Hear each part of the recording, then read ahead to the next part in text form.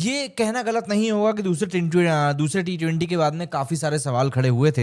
And ऐसा नहीं है कि उन सवालों का जवाब इस मैच में मिल गया है, लेकिन हाँ, ये एक ऐसी जीत है जिसको कि हम लोग जीत कह सकते हैं। 7 विकेट से जीतना ऑब्वियस सी बात है, कोई छोटी मोटी बात होती नहीं है।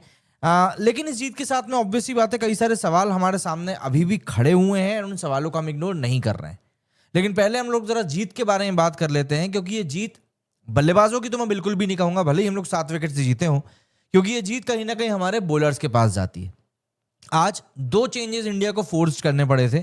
पहला चेंज था कुलदीप यादव का अक्षर पटेल की जगह पर, एंड दूसरा चेंज था हर्षित राणा का बुमराह की वजह तक। और अक्षर पटेल जो थे वो बीमार हैं, एंड बुमराह जो है वो घर गए हुए हैं पर्सनल कारण से।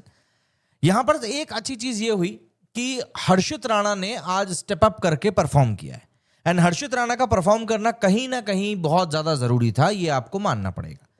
हर्षित राणा का परफॉर्म करना इसलिए जरूरी था क्योंकि बहुत सारे सवाल उसके ऊपर वैसे भी खड़े हुए हैं, और कई तरह की बातें उसको लेकर पिछले कुछ समय में हम लोग देख ही रहे हैं कि चली रही हैं। एंड इन सब चीजों के बीच में अगर वो इस तरीके से परफॉर्म करता है तो ऑब्वियस ही बात है, जितने भी लोग उसको सपोर्ट करने वाले हैं उनको कहीं ना कहीं थोड़ी राहत मिलेगी कि हाँ चलो ठीक है, थोड़ा बेहतर हुआ यहां पर। लेकिन स्टिल एक बात यहां पर समझनी पड़ेगी कि चीजें क्या उस तरीके से वाकई में चल रही हैं जिस तरीके से इंडिया चाह रही है वर्ल्ड कप में जाना, क्योंकि वो चीज थोड़ी सी मुझको यहां पर ट्रिकी सी दिखाई पड़ रही है। खैर, मैं यहां पर आपको अभी पूरा पॉइंट ऑफ व्यू बताता हूं मेरा कि मेरा इसके ऊपर क्या कुछ कहना है। दरअसल देखिए, इंडिया ने आज सबसे अच्छी चीज ये करी कि जो बॉलिंग थी आज इंडिया की, वो बिल्कुल टू द पॉइंट थी।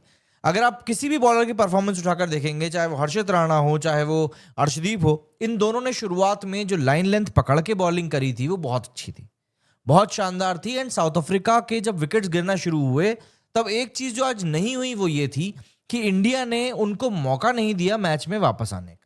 वरना ये चीज हम लोग पहले भी कई बार देख चुके हैं कि इंडिया उनको वापस मैच में आने का मौका देता है, एंड फिर वहां से जिस तरीके से चीजें आगे बढ़ती हैं, इंडिया के हाथ से चीजें कहीं ना कहीं निकल जाती हैं। लेकिन आज वो चीज नहीं हुई, एंड इसी चक्कर में इंडिया का मैच के ऊपर थोड़ा सा होल्ड, थोड़ा सा क्या, काफी कर्रा होल्ड बना रहा।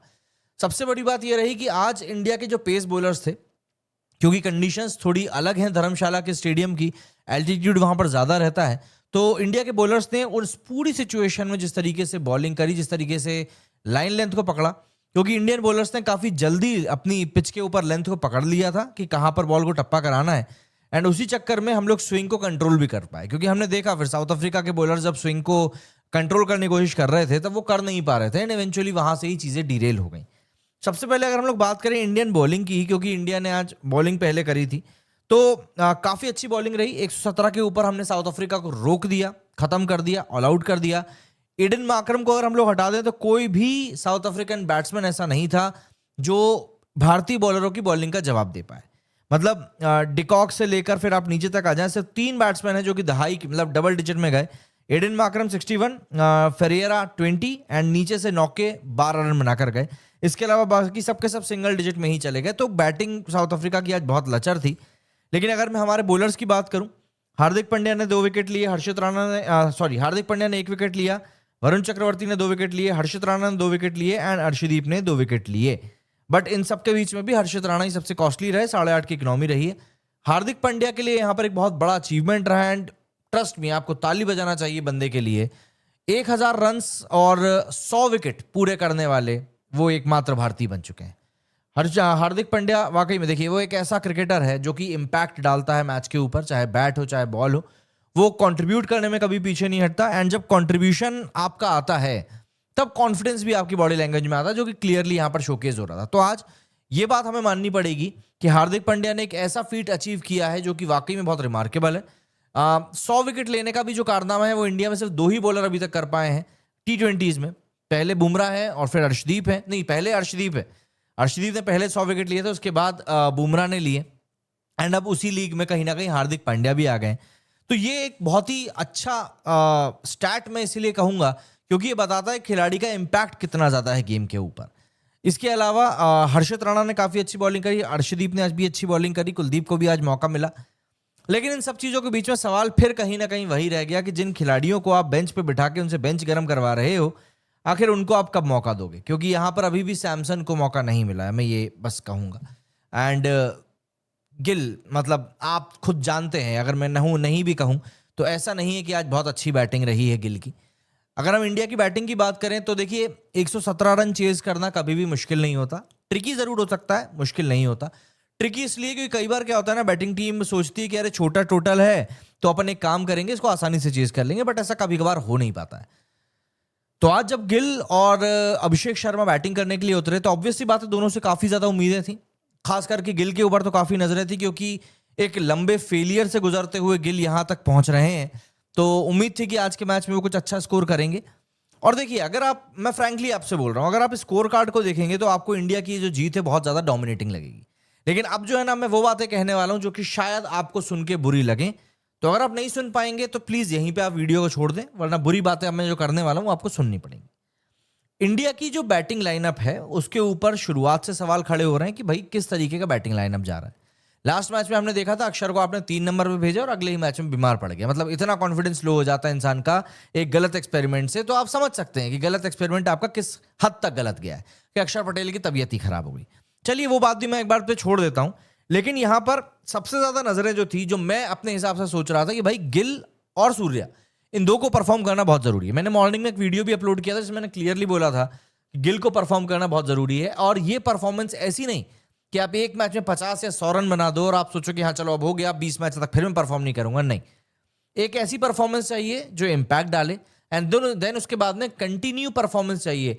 और मैं ये नहीं कह रहा हूं कि आप हर मैच में 50 मारे, आप 40 भी बनाए, लेकिन वो 40 फिर ऐसे होने चाहिए जिनको कि देखकर लगे कि नहीं यार इसने क्या 40 बनाए, है ना।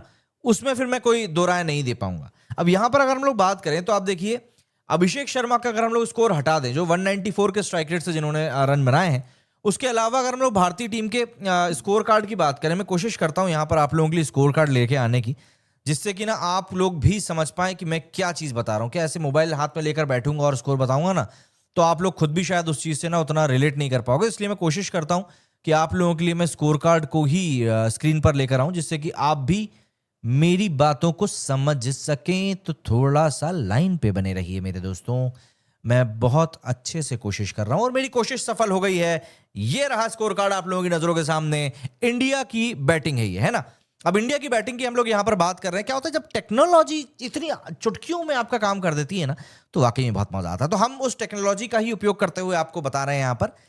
ये जो है ये बैटिंग लाइनअप रहा है इंडिया का आज के मैच का। यहां पर आप देख सकते हैं अभिषेक शर्मा और शुभमन गिल ने ओपन किया था। सबसे पहले हम लोग बात करते हैं यहां पर स्ट्राइक रेट की। स्ट्राइक रेट को अगर आप देखेंगे तो अभिषेक शर्मा का स्ट्राइक रेट है 194.44 का, ऑलमोस्ट क्लोज टू 200। बंदे ने 18 बॉलों के ऊपर 35 रन बनाए, 3 चौके मारे, 3 छक्के मारे, 30 रन तो बंदे के बाउंड्री से हुए। लेकिन उसके बाद अगर आप स्कोर कार्ड को ध्यान से देखेंगे, शुभमन गिल का स्कोर कार्ड कहता है 100 का स्ट्राइक रेट, तिलक वर्मा 73 का स्ट्राइक रेट, सूर्य कुमार यादव 109 का स्ट्राइक रेट, शिवम दुबे ने 4 बॉलें खेली, 1 चौका 1 छक्का मारकर 250 के स्ट्राइक रेट से खत्म किया।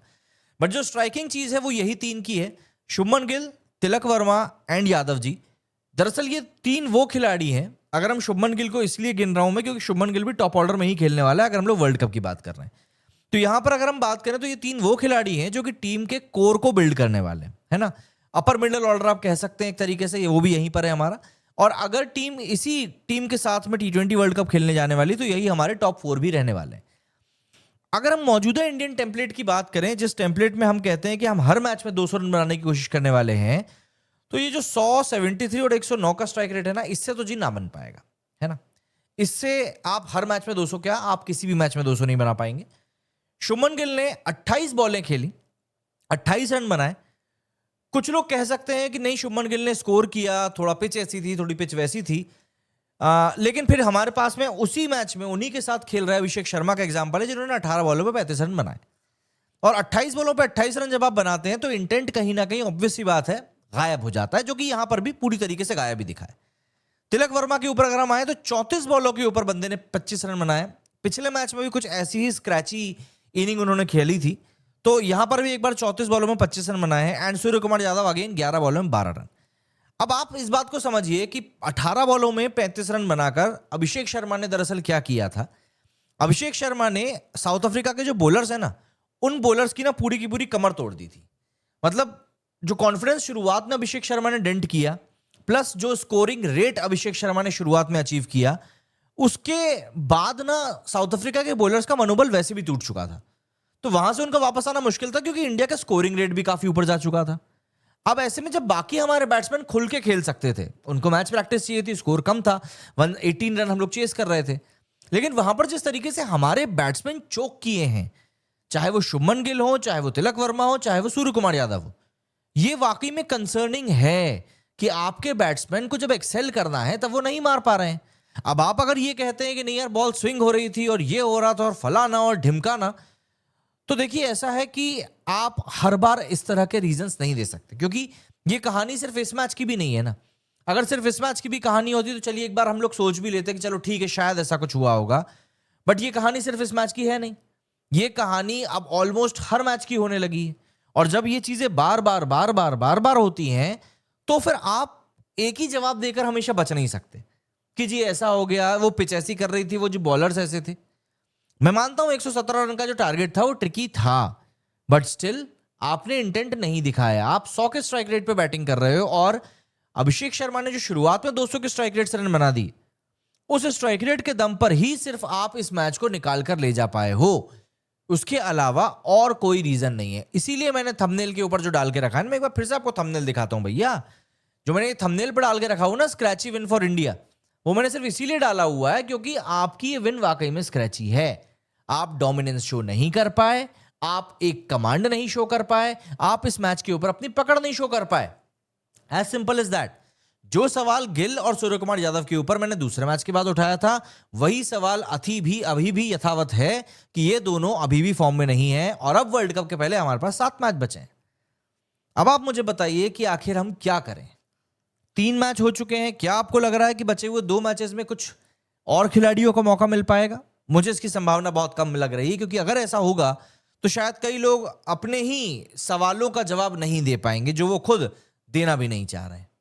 इंडिया इस मैच को जरूर 7 विकेट से जीता है, लेकिन हमें यह नहीं भूलना चाहिए कि जो सिचुएशन इस समय क्रिएट हुई है, उस सिचुएशन को आने वाले समय में हमें इरेडिकेट करना पड़ेगा। एंड जो टॉप 4 की हम बात करते हैं, अभिषेक शर्मा, शुभमन गिल, तिलक वर्मा एंड सूर्य कुमार यादव, इन चारों को फॉर्म में आना ही पड़ेगा, क्योंकि ये एक ऐसा डील ब्रेकर है जहां पर आपको अपने आप को परफॉर्मेंस देनी ही पड़ेगी। क्योंकि यहां पर अब 1 2 4 मैचेस की बात नहीं है, कंटिन्यू फ्लो हो चुका है जहां पर की परफॉर्मेंस निकल कर आ ही नहीं रही है। शुभमन गिल के 28 को देखकर अगर आप ये कहना चाह रहे हो कि नहीं भैया बंदे ने बहुत अच्छा स्कोर बना दिया है, आई एम सॉरी, मैं आपसे एग्री नहीं कर सकता हूं, क्योंकि ये 28 बॉलों पे 28 रन बनाना, तिलक वर्मा का 73 के स्ट्राइक रेट से खेलना, सूर्य कुमार यादव का 11 बॉलों पे 12 रन बनाना, ये कोई स्कोर नहीं है ना। मैं इसको स्कोर नहीं मान सकता, और अगर आपको फिर भी समझ में नहीं आ रही तो मैं आपको समझा भी नहीं सकता।